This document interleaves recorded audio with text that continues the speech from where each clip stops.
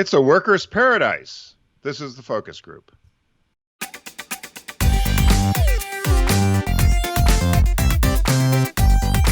They're all business, except when they're not. It's the Focus Group with Tim Bennett and John Nash.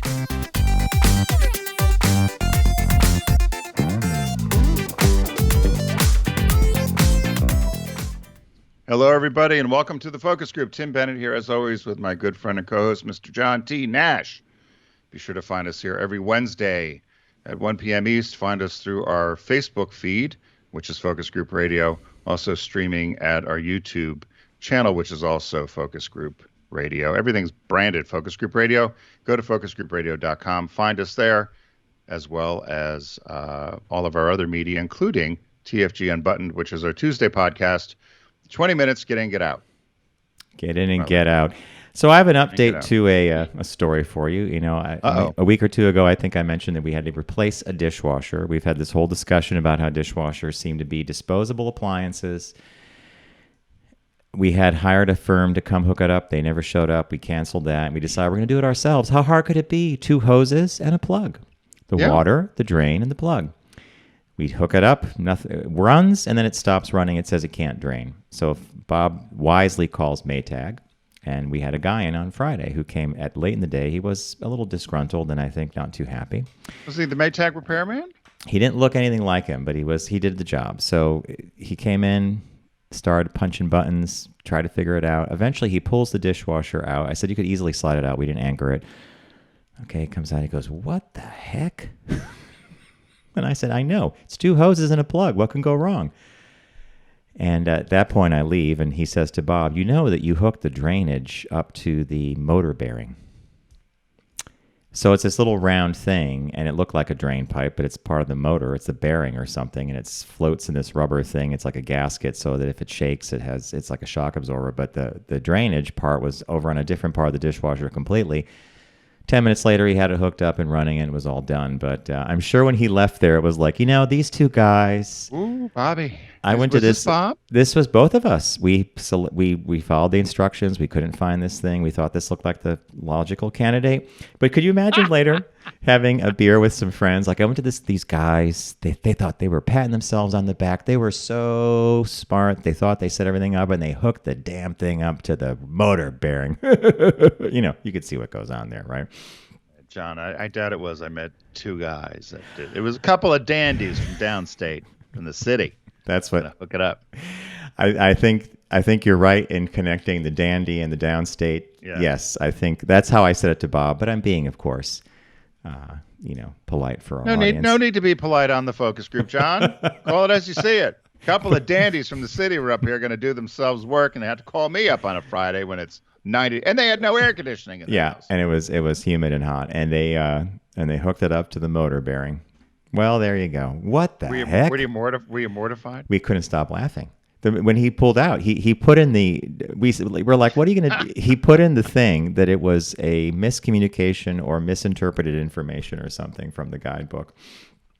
We couldn't stop laughing. I called up a PDF of the instruction manual because the printed one I could barely, even with glasses, I could barely zoom in on the detail of the little illustration. And I finally, when I blow it up, I'm like, oh, now I get it. That's because you couldn't tell what was what. I mean, now that we know, I could tell. But, you know, they should have put things in there like door, like to orient you on looking at what is basically a box, right? They should have said, this is the door, this is the front, this is where the drainage hose is to the left of the front door. I don't know. That's just me, but...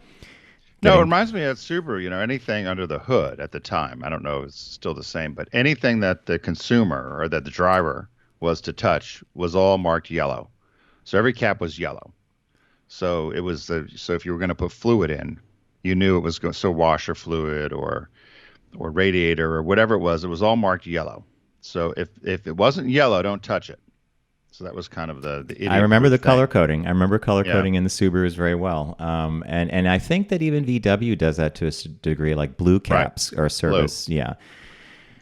Well, well, you know what? It's working now. That's all that matters. The thing is working. Well, you're lucky you didn't blow it up, right? Because I guess what were you doing? Shooting water into the motor? No. It was a drain. So nothing was happening. You know, so it was basically a motor, like it was a rotor thing that just looked like a an outflow thing.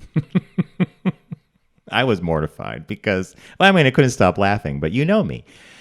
When we couldn't get this to work, I was obsessed. Like, what did we do? We did everything right. We did everything right. And there you go. See, I was convinced that we had done everything right. Had I really, really studied everything, we might have been able to figure it out on our own. But the Maytag man came and saved the day. It would have taken a while. Yeah. I did the same thing with I bought this printer, and it was the same thing. It took me hours and hours and hours. It should have been a 2-minute job to get this thing working.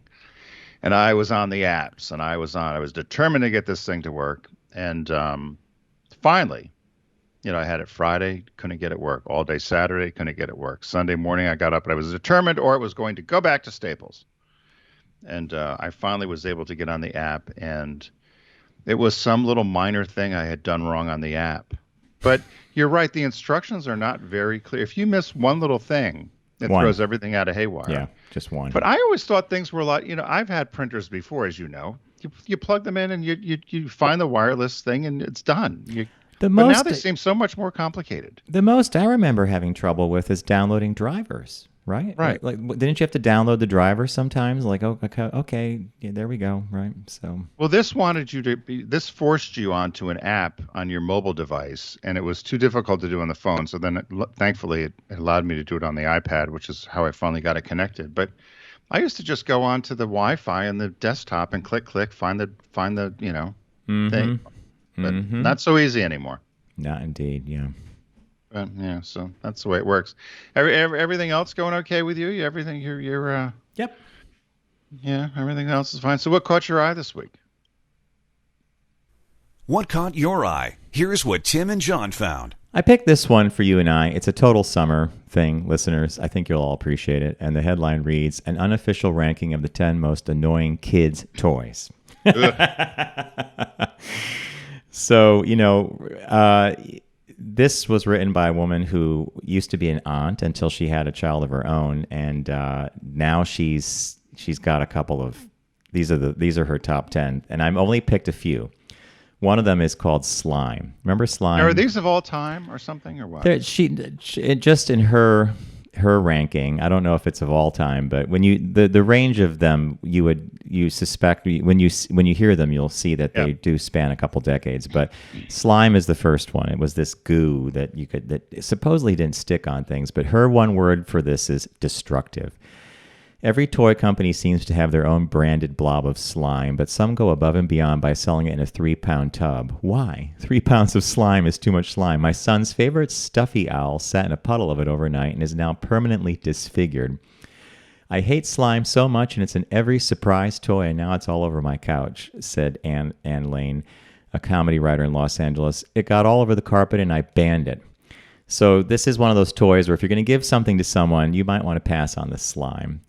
This next one is something we grew up with. I didn't have one, but it's the ant farm. You know, the ubiquitous ant farm, the two, Yeah. the dirt. Okay, so her one-word description is depressing. I considered getting my son an ant farm until Amanda Wallace, a mom of 2 in San Diego, shared her cautionary tale. I thought it would be fun to watch their little society build, she said. Instead, it became a daily reminder of the Sisyphean futility of life as they slowly buried their dead, until there was one ant left wandering a horrorscape alone, wishing for the sweet embrace of death to take her too. Are you kidding me? Could you imagine having an ant farm and they all die and they get buried? And I don't know if I'd have fun watching that personally. No, I didn't realize. I never had an ant farm either, No. but I guess that's horrible. It's horrible. So this next one, up there with slime, this particular mom has Play-Doh. And her description is destroyer of nice things. And she says, before I had a son, I gifted my niece a rainbow pack of Play-Doh. Gee, thanks, my sister said sarcastically. I was confused. What kind of monster dislikes Play-Doh? Today, I'm that monster, infuriated by the dried crumbs that are encrusted onto the expensive things I've worked hard for. And Hasbro knows it. Their website offers a long list of cleanup tips. If traditional Play-Doh wasn't bad enough, the company also makes putty, foam, and even at least 3 different versions of slime, going back to the top. I'm only going to do one more. Our friend Matt, he told us about the Play-Doh when he was a little kid. He got in big trouble. So he took the Play-Doh when he was a kid and took a butter knife And while his parents were doing whatever, typical little kid, he went and filled in all the cracks in the hardwood floor very nicely and neat throughout the whole house because he felt air was coming through. He got in so much trouble because then they had to dig it all out. It was all the different colors. Imagine all throughout the house, he filled in all the cracks. Okay. So there, thank you. I like that. One of her another annoying toy is a rock tumbler. Her one word is loud. I had that. Another is harmonica. Irritating saliva spreader. And last but not least on the list, number 10 is the Furby. And her one word is relentless. I thought my neighbor and I were friends, but then she handed her daughter's Furby down to my son. It talks nonstop in a high-pitched, head-splitting voice. It screams, flatulates, and has no off switch. It needs to be unscrewed to take the batteries out and make it stop. Of course, my son loves it, and it must go everywhere with us. The best part, she gave us 2. Remember that was the hot toy? I do remember when Furby was the hot toy. Yeah, so that was what caught my eye this week. Annoying toys, because we once many years ago, Tim, you and I did a show on toys they could never make today. That would lawn darts, the easy bake up thing, the scoop you would put in the trays, and you would make the monsters, and those things would heat up. Bugs. Yeah, exactly. So I thought this was kind of a little fun, caught my eye throwback to those days when you and I used to lament about the toys gone by. Yeah, because you would have burned yourself or whatever. I love the lawn darts. We used to use those up in Canada. My dad still misses the lawn darts. We'd throw. They were fun. Yes, they were. Stay out of the way. You just had to make sure that you weren't going to get impaled by one. That is correct. Yeah. That's what happens. Mine, my story came from. Did you see the movie Nomad? No. Did you? It's the movie with Frances McDormand. Yeah. Where she travels around in an RV, right? Yeah. Yeah, so Lori, our friend at Deep Discount was, she kind of watched it for us, and she gave her review. I wonder if you agree with her. I guess you do. What was her review?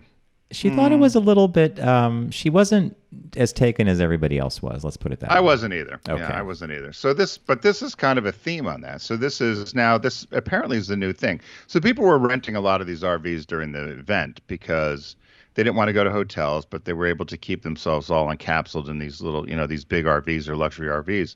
So what's apparently the trend now, and it's a $42 billion industry, if you can believe it. The headline is tired of working at home, put the office on wheels. So with all this remote work, what people are doing now is they're renting these, or they're buying, instead of condos or renting office space, they're buying these little RVs and having them very connected with all types of Wi-Fi and solar panels and bandwidth or whatever, and traveling around to different places with no set schedule, kind of like nomads, and just going from place to place and working out of these RVs as their offices. And they said that there's an estimated 1 million people living in them now, from retirees to full-time wanderers with employees going around from place to place. And they said, but the one struggle they're still having in this industry is having a decent internet connection, which can be frustrating. And they're talking about how they're trying to improve on this. But I don't know. Would you? I can't imagine just jumping in and going and saying, I'm just not going to have a schedule, and I'll just be. Because even when you and I go on the road trips, when we'd go on road trips for Volkswagen, when we were doing that, we had a very defined set time of what we were going to do, how long we were on the road, where we were heading to. But can you imagine if you just said we're going to be gone for 3 months, kind of end up where you are? I don't know if I could do that. And thanks for reminding me about our road trips, which were working trips. We would rely on hotel Wi-Fi, and we would have our laptops and stuff. But you and I we couldn't get home fast enough to our desks and our work environments to just actually get stuff done. Now, obviously, if they're in an RV, they're setting themselves up as a whole office in there. But I would think the distractions of emptying the... when you go to one of these sites, don't they hook the toilet up to like a septic system or something? I mean, but there's all these things associated with moving your home around on wheels, right? I don't know. I think there's a couple across the street that have a beautiful little girl, and their parents come every summer, and they have their RV in the spot they park, and they kind of babysit their granddaughter, and then they drive to a different part of the country when it gets colder. That's one thing. They're retirees. You're talking about running your company from a mobile kind of thing, right? Yeah, the one picture you have, the guy, it's it's a PR firm, and so he's got this RV. He pulls around, and he's just doing it. He's seeing the country, seeing the U.S. and doing his work from there. And they said that this is becoming more and more of a trend. And as long as they can get the bandwidth, and he says usually he has to, have backup contingencies because a lot of times they'll lose connection, or you have to try to figure out where you're going to get better connection in the mountains or something. But they said this, as this becomes more commonplace, that these RV manufacturers are trying to figure out how they're going to make this easier for people to do all this remote work. And they said that more and more professionals are hitting the highways eager to avoid high housing prices and enjoying the remote work that we're now able to do because of the event. They said people like pilots, nurses, insurance agents, all kinds of folks find this very appealing. It's not out of necessity. They're doing it because in many cases it's the perfect condo. It just happens to be on wheels because they can move around and be in a different climate and, follow the sun or follow the weather and don't have to be stuck in one place. So might be something to consider, John. I honestly, we did talk to our friends Walter and Kathy. They had a trailer. Actually, it was like a Winnebago kind of thing. And the day that Walter told me about driving up from Florida, literally being chased by a tropical storm or hurricane, this thing gets 8 to 10 miles per gallon, maybe on a good day. These big, the RVs, right, if you're not hauling it with a pickup truck. And then he described a couple other things, and that lifestyle for them didn't last too long. They bought a cabin up in Vermont, so they got rid of the RV. So it sounds appealing, but I'm not even sure what I'd want to drive and set up shop. I guess outside of a national park might be cool, but then you're working. You can't. Anyway, interesting trend. I've never found that appealing to me. So I don't know. Some people do love it. I've just never found that sort of thing appealing. I don't mind, as we did, the road trips and getting into a hotel and getting a shower. I don't want to drag that around with me. No, I agree. I agree. So so that's how I am. So, hey, our many of friends of ours here, Deep Discount, have been with us and sponsor us here on the Focus Group. So be sure to head over to focusgroupradio.com and click on the Deep Discount logo. They've been unsinkable since 2001. Right now, they have a Women on Screen sale going on. You can save up to 50%. And so John and I have a couple of picks for you, and then there's a release of the week. So, Mr. Nash, what did you pick this week? Well, since it's women in film, I went with one of my favorite holiday. Well, it's become one of my favorite movies that I normally see at the holiday because I saw it at Christmas years ago at a cinema downtown on 23rd Street, and it's one of the remakes of Little Women, and it stars Winona Ryder, Gabriel Byrne, Eric Stoltz, Kirsten Dunst, Claire Danes, and Susan Sarandon plays the mother of the family. And I just, for some reason, and it was directed by a woman, Gillian Armstrong, I think it's one of the better, more modern depictions of that famous work. And I hate to tell you this, but there are points where I kind of tear up. Really? Yes. And I always watch it at Christmas because that's when we saw it. And I don't know. I thought it was really well done, and I liked all the acting in it. And this is before Winona Ryder was caught shoplifting, so just so you know. So that's my pick, is the movie Little Women. My gosh, this popped up. I went and scrolled through, and there was a bunch of great stuff there to pick. This one I picked only because I believe it's got to be so bad, it's probably going to be good. So it's Lucille Ball. And I've never even heard of any of this. It's called Lucy Calls the President, and originally aired in 1977. So apparently, and it has, like we all know, Vivian Vance, Gail Gordon, Mary Wicks, Ed McMahon, and President Carter's mother, Lillian Carter. This apparently was a series of specials that Lucy and Viv did, or you know her as Ethel, in 1977. And there were a number of series that they had done, I guess, special series after the Here's Lucy's show, which was on CBS. This is a DVD for $14.98, and this particular one, I guess there's a whole group of them in this DVD. They call the president. She calls there to complain about a housing project, and they end up, there's some special appearance. I imagine, as idiocy ensues, which is what happened was with Lucy, that it's Lillian Carter who shows up. But I thought to myself, I've never heard of this, and I've heard of a lot of Lucy things. Okay, okay. You always manage to find some really, really great finds on deep discount. You deserve a Shark Award. Arr, Tim's the tops. So at $12.51 for a DVD, you really do need to order this because I have never heard of this, and we are I Love Lucy fans to the max, I mean, right? have you ever heard? I mean, it's got to be because, quite frankly, you're never going to beat I Love Lucy. I mean, So my opinion. Tim, it has Gail Gordon in it, and Gail Gordon played her boss in Mr. Mooney. Mr. Yeah. Mooney in the later, but it doesn't have Fred Mertz, and it doesn't appear to have Ricky Ricardo, right? No Desi or no, Desi these were the Arnaz. late. So there was I Love Lucy, then there was Lucy Show, and Here's Lucy. But so this has Viv, and then it goes through some of the other people. So it has which would be Lillian Appleby, and has some of the old characters you would know from I Love Lucy, and some of the old writers. But as she got older, and it was just she and Viv were roommates or something. They were both widowers, and Mr. Mooney worked at the bank, and then it was an employment agency, depending upon whether it was the Lucy Show or Here's Lucy. But I just thought this has got to be really bad. I don't know because or they're just digging through the archives of CBS and says, how can we still make a buck off the Lucy franchise? So I don't know what happened here, but I saw this pop up and thought, oh my gosh, how did we not ever know this existed? But anyway, Tim, it could be A or B. Yeah. I would like you to use the company card to purchase this and give us a reading on this because this is like found gold, right? I mean, yeah. wow. Yeah, she Good. accepts an invitation by the president to go to the White House for dinner. Excellent. So who knows?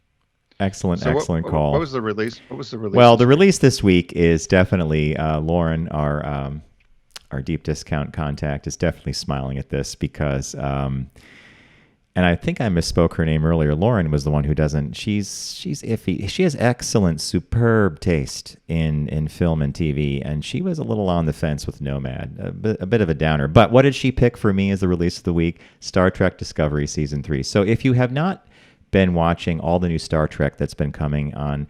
It used to be called CBS All Access. Now the network is called Paramount Plus, a streaming platform. That's the only way you could see this unless you buy the DVD, which I highly recommend.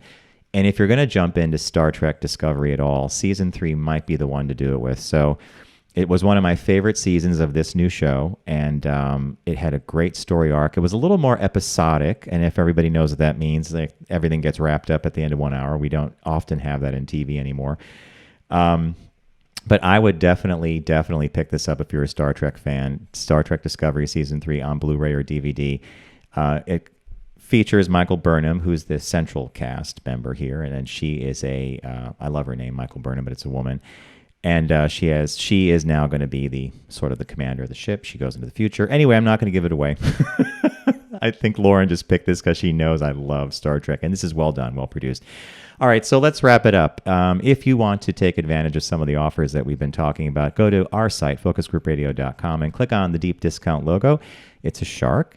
This week is Women in Film sale. There's all kind of sales, though, and I picked for me, what is a tearjerker and one of my favorite holiday I associate with the holidays. It's the Winona Ryder version of Little Women, directed by Gillian Armstrong. Tim reached deep into the barrel, and what did he find? Lucy Calls the President. And we are I Love Lucy fans to the core, and neither of us have heard of this before, so I'm authorizing this purchase for Tim to explore. What happened? And last but not least, the release this week, the new release, is Star Trek Discovery Season 3 on Blu-ray and DVD. If you haven't watched any of the new Star Treks, Discovery's fantastic. If you like 3, you're going to obviously go back and get Seasons 2 and Season 1 as well. And while you're at it, if you're at deep discount, pick up Picard or Star Trek Lower Decks. I could keep selling all day. You know I like media. All right, so we're going to take a really quick break, and a big thanks to Deep Discount for being with us here. And again, focusgroupradio.com, click on the Deep Discount logo and start your shopping experience. When we come back, we have a business birthday, which I think is really cool. Tim did another great job. And an article that we're going to discuss about how the modern master's degree might be a bit of a scam. So stay with us.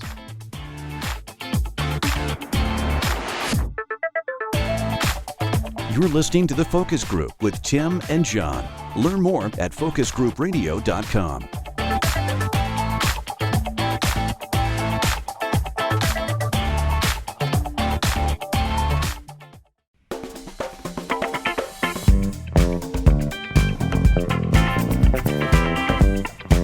Now back to the focus group with Tim and John. Available pretty much everywhere.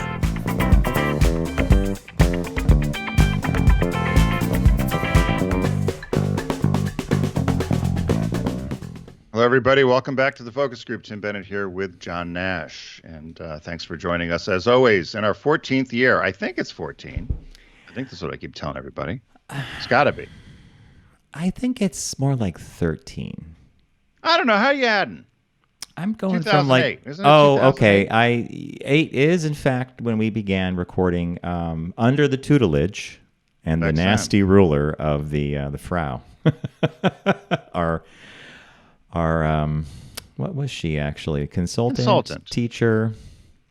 That was one of those classic days where Tim and I, Out to succeed. And Tim used to, she insisted that, I think we've talked about this before, but she insisted that we had to type out everything we were going to say. Scripted radio. And Tim would send me the script the night before, and it was painful. It's not that he did a bad job. It's just that every single thing, and we don't talk like that. I mean, I think we do pretty well with full sentences. We don't use a lot of ums and ahs. This, though, was, and if Tim went off, or either of us went off the script, oh, hell to pay. Hell Bang to on the window. pay. Bang, bang, bang, bang, bang.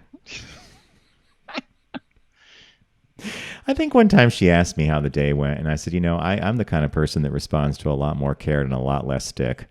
And Tim just snickers. Remember, was it Mondi? Mondi was in our Germany. He was our I think he's still in Germany. Super cool guy, and we love working with him. And one day he put a picture of her up on was it her or was a nun? Yeah, when or she was something? absent, she wasn't there that day, so he blew up a big picture of her and taped her to the window so we'd see her. To remind us. And I just, we used to always play that first episode as an anniversary thing, and Katie used to always laugh. Our old producer, Katie, goes, "Hello, this is Tim Bennett, and I'm sitting here with my friend, Mr. John Nash, and this is Out to Succeed." It was really... Page turn, page. You can hear the pages turn. You could. You forgot to say but. You forgot to say but. At one time, we had two guys in from a event management company, super nice. They were a couple, actually, and she bangs on the window at one point, and we get taken out, and they saw us through the glass. They couldn't hear what was happening, but they saw her finger pointing at us, and we come back, and that's where she got the name. The sister, what was it? Mother Superior. Mother Superior give you a dressing down? We're like, that's... Yeah, because we were having a conversation with them. Remember, we weren't identifying. Yeah, we weren't identifying all the male voices properly. Went off script. Anyway, so our business birthday today. Everyone does celebrity birthday greetings, but the Focus Group is the only show in the universe that celebrates business birthdays. So born today, July 21st in 1816. His name is Israel Bear Josephat, but he changed it. You had me scared. I thought, well, I'm staring at Paul Julius Reuter. He changed it to Paul Julius Reuter. He was later titled Fuhrer von Reuter, Baron von Reuter. Baron von, you're not making this up, are you? No, I'm not making it up. Baron von Reuter. British entrepreneur, is a pioneer at telegraphy, which I don't like that word, telegraphy, and news reporting. He was a news reporter and a media owner and the founder of Reuters news agency, which later became Thomson Reuters, a conglomerate, in 2008, which I thought it was sooner than that. I didn't realize it was only 2008. So as I said, he was born Israel Bear Josephat in a part of Germany which wasn't actual. It was the electorate of Hesse, or Hesse. So he was born as a Jew, and he had gone to London and immediately switched and converted to Christianity, married a Lutheran girl and in the Lutheran church, and then changed his name. And started a job he started his own firm called Reuter and Stargard, which was a book publishing company, and they got in trouble because they were distributing radical pamphlets sometime around the 1848 revolution, and came under lots of scrutiny. So he hightailed it over to Paris. Hightailed it. And he worked for Charles... I doubt it said that in the history text. Hightailed it to Paris. He hightailed it to Paris. Okay. And then over there, he worked for Havas, which we know as the Havas agency still. Can you imagine they were still going strong over there? Of course, the French are socialists. Things last forever. Workers' Wow, paradise. Havas is still here. I didn't know it was that old. Okay, keep going. Sorry. Yeah, I didn't. No, I didn't either. So he was working for Havas doing some work, and they said as telegraphy had evolved, he had founded his own agency called Achten. And my German is not very good, but essentially what he did is he would transfer messages between between Berlin and Paris, and he would use homing pigeons. Oh my God. So he was trying to get messages back and forth, and he would use homing pigeons because he found that they were faster than the trains. So before then, they were using trains, and they were not very reliable, but these pigeons were. So he was sending financial news from the Paris Stock Exchange back and forth to Berlin, and doing quite well, and people were using them, so he built up this business. While this was going on, he realized that Britain, at the time, was trying to construct an underground line from London to Europe to get information on their stock exchange as well. So he had erected, as they were erecting the telegraph service at the southernmost point of Ireland, he got over there and convinced ships coming in from America to throw canisters overboard with information in them. Okay. And he would retrieve them and then get them to London quicker than they could dock the ship and get the news in to Cork. So that's how he really started his business. So he would get this. He would get these American ships to throw their canisters over containing the news and retrieve them quicker, get the news into London, and get it to Europe quicker than they could by the time they docked the ship or whatever. So he really built up, this Reuters news agency, and which we still know today as Thomson Reuters. One thing, and I tried to do more research on this, in 1872, he convinced the Shah of Iran to sign over to him all of the railroads, the canals, and the mines, and the government forests, and essentially all future industries of Iran. Wow. So the Shah at the time, and you remember this, the British and the Iranians did not, there's no love lost. So the Shah was trying to ingratiate himself with the Europeans, and he was selling off assets and things, trying to get investment and so forth. He sold a tobacco company, and then the Iranians and the Persians got upset and wanted it back, but they weren't allowed to smoke tobacco because of religion. However, they didn't also want them selling these assets off. But Reuters, with his money, he had convinced the Shah. They came over and visited. He convinced them to let him have all these things. But again, they immediately, as the British said, it was the most complete and extraordinary surrender of the entire industrial resources of a kingdom into foreign hands that had ever been dreamed of. And not just foreign hands, plural, an individual's hands. Individuals' hands. Yeah, wow. So they had to unwind that. Baron von Reuter. Right. The concession was immediately denounced by all the ranks within Persia, and they had to cancel it, and it was, of course, quite a mess. He was naturalized as a Brit. They made him the Duke of Saxe-Coburg, Gotha, and granted him the title of Führer or Baron, and Queen Victoria granted him this, and all his male successors can use the title of Baron von Reuter in Britain. So if you were related, John, you could be Baron von Reuter. I hear Baron von anything, and I think of Baron Munchausen, which was Munchausen. Yeah. This is not Baron von Reuter. He died in 1899 at a villa in France. He's buried in West Norwood Cemetery in London. His granddaughter just died 2009. She was 96 years old, and during the 100th anniversary of the companies, and of his death, they have a prize, a university prize, the Paul Julius Reuter Innovation Award in Germany. So, happy birthday for Paul Julius Reuter.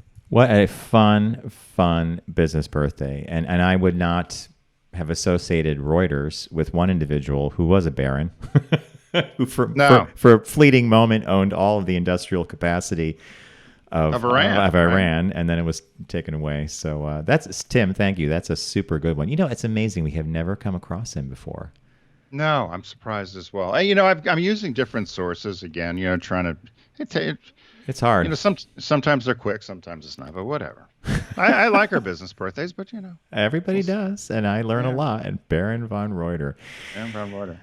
So John had found this article. Now, speaking of this, by the way, there was another shop talk which we'll save. I was going to show you, but have you seen these things online about all these nobility titles? You Yes. can buy. Well, there's a whole story about that. Maybe that'll be a shop talk next Save week. this for next probably week. would have. Yeah, could have gone with this one. Well, this story was good too. yeah. So this is John found this, and the headline is "Master's degrees are the second biggest scam in higher education." And elite universities deserve a huge share of the blame. So they're talking about how master degrees are kind of, well, not kind of, but they're a huge moneymaker, both profit and nonprofit, and how they've gone a little bit out of control because a lot of these people will go in and get master's degrees in such things as screenwriting or film editing or something and rack up hundreds of thousands of dollars. And because some of these schools like Harvard or well-named schools like Columbia have such a big brand name, they can attach their name to it, make money on it, but they're really not regulated as you would a bachelor's degree. For instance, when you grant a bachelor's degree, there's a set amount of time. There's data and research that has to go into it in terms of how you get your degree and what the actual stats are. With master's programs, it's kind of the wild, wild west, it sounds like, according to this article. Yeah, so as Tim said a moment ago, it's the dollars that students rack up in pursuit of this, and the one that they looked at, the MFA, was one that's threaded through this article a great deal, like an arts master's, and they had one subject who had $300,000 in loans pursuing an MFA in screenwriting. Now, I know that, so I'm just going to frame it this way. I read this, and yes, you could point a finger and say that this is a moneymaker. They also acknowledge that many of these master's programs really were more certificate, which was a little confusing to me because they tried to compress everything into a year. If I take a step back, I'll say that back in 2016, I went back to school for character animation, and it was a very specific program. It was 2 years. It was nothing like it was not expensive, at least by my reckoning, and I loved every minute of it, and it was a great education, and it taught me a lot well beyond animation. But I wonder at the mind that actually wraps itself around an MFA costing $300,000 in screenwriting. Does every screenwriter assume that they're going to write the next big hit? Because that's the only way you're going to pay off a loan like that, right? Well, that's why I get upset when they talk about they want to eliminate college debt, because nobody that gets a bachelor's degree is spending that sort of money. And if you're going to get a master's of fine arts, as you said, in screenwriting or film, editing or something, that's your own fault. I'm not going to pay for your own selfish stupidity because you decided you're going to take out loans of $300,000 that you're not going to be able to pay back because, as you said, you're not going to all of a sudden write that, Gone with the Wind, right? So, well, but but this goes your point. And I think when it comes to loan forgiveness, when it comes to higher ed, I think that all those programs are looking squarely at the bachelor's and the associate's level, not the master's. I don't know, John. They have hundreds. These kids have $200,000, $300,000 worth of loans. If you majored in gender studies, and you have $250,000 worth of loans, and you can't get a job, or you're getting a $25,000 social worker's job. Why? Listen, you and I could have gone and racked up loans too, right? But we didn't. Why? Because we were responsible, because we knew we had to pay it back. Yeah, and I and the thing that keeps gnawing at me about this article is the sense of optimism about the future. So I'll just keep spending, I'll get that master's, I'm going to land that job. And I'm all for that. I think you have to be positive and you have to look forward and move forward. But I do think a hint of reality comes into play here, and especially in the arts. So if you looked at screenwriters or directors, isn't it only 1% of any of that group of, let's take directors or actors, only 1% of them are actually working at any given time? I mean, that's a pretty thin thread to hang your financial future on, in my opinion. And no, I'm not being a naysayer, but if 1% of the people in your industry are working at some point, how are you going to earn your money when you're not the 1%, right? I don't know if I'm making sense. If the class you took cost you $225,000, would you have taken it? Never. No, never. And it's the story I've told when I went to talk to get the master's at Wharton, and I talked to the dean there, and I knew him well. Oh, I remember this. He did it as a friend, and he said to me, he said, I can in good conscience tell you at your age He said, listen, if you had all the money in the world and you wanted to do it more as a personal thing for yourself, that you wanted to say you did it. He said, if you're doing it because you think you're going to get out of here with $225,000 to $250,000 in debt, and you're going to make that up in salary, you're not going to. You're not going to come out of here making that much more money that you're going to make up that amount of money, because that's another mortgage. Oh my God. He said, yeah. He said, so I can't in good conscience tell you that, because I can't guarantee you that you're going to land a huge job that's going to all of a sudden make that sort of money. He said, so he said, no, that's different. If you were 22 or 23 years old and, maybe we'd have a different discussion. But at your age, with your experience, I don't see how, unless it's more of an ego thing for you, that it makes sense for you to rack up that money. He goes, now I'd be in trouble for telling you that because my job is to bring in revenue. Yeah. And that's what these master's programs do. So to give you, I think my 2 years, 6 courses, and hundreds of hours of animation and critique time and time with professional animators, which was worth a lot. I think that was $14,500 over 2 years. To about $2,500 a class. Right. Maybe it was $15,000 because it was 6 units, and they were always really sensitive about that price point. And I did it for me. And so, there are people that can go out and spend $10,000 on a bike. You could go, you know what I'm getting at? It's like, it wasn't a crazy expense, and I didn't have to rely on loans or anything. And it's nowhere near $300,000. But even growing up in high school, John, we had a couple of kids that got into Ivy League schools. We had a kid that got into Yale, and I remember the other kid. I forget what school it was, but it might have been a very expensive private school. And both of them decided to go to public schools because they knew they couldn't afford it. Now, that's right.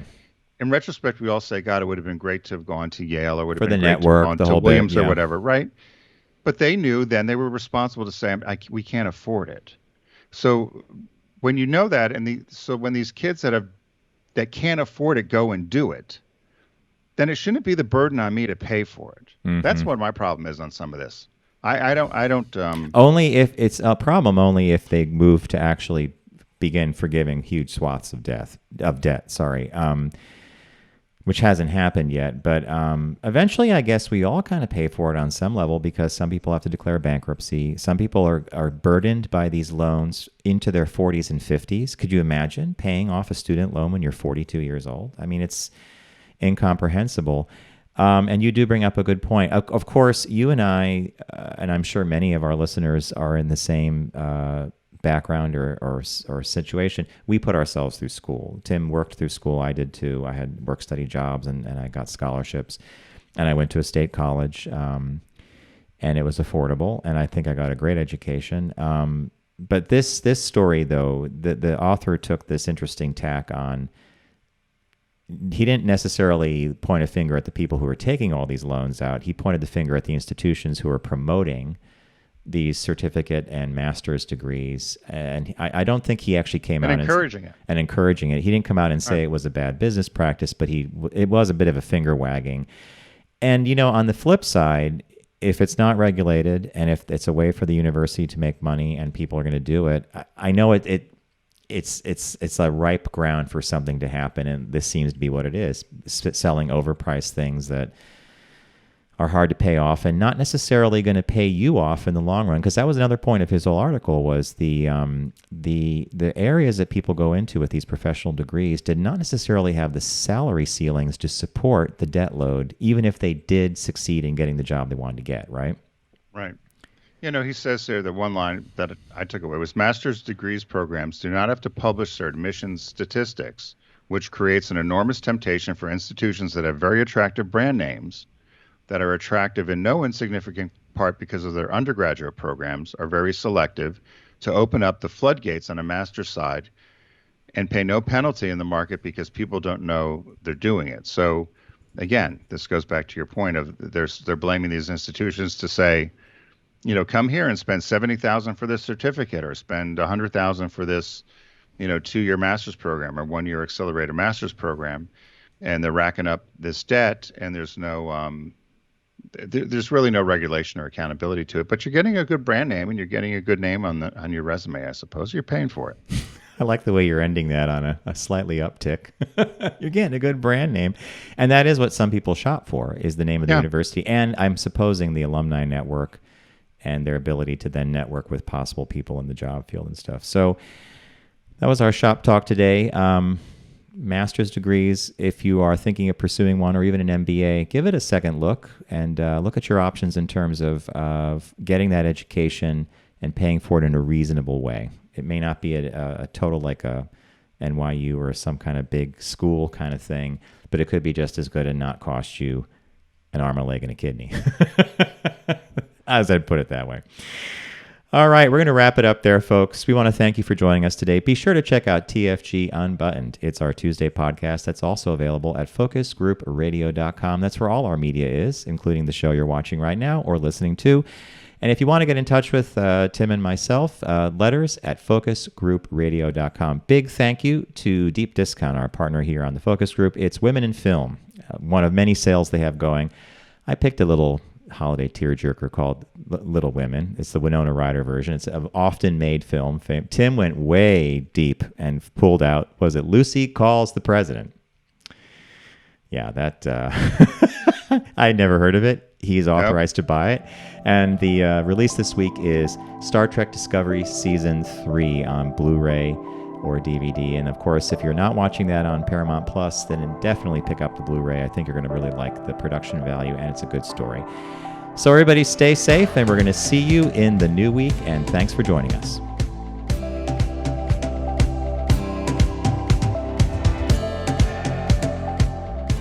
It's The Focus Group with Tim Bennett and John Nash. Accessible on all platforms. Subscribe, like, and rate us on your platform of choice. Learn more at focusgroupradio.com.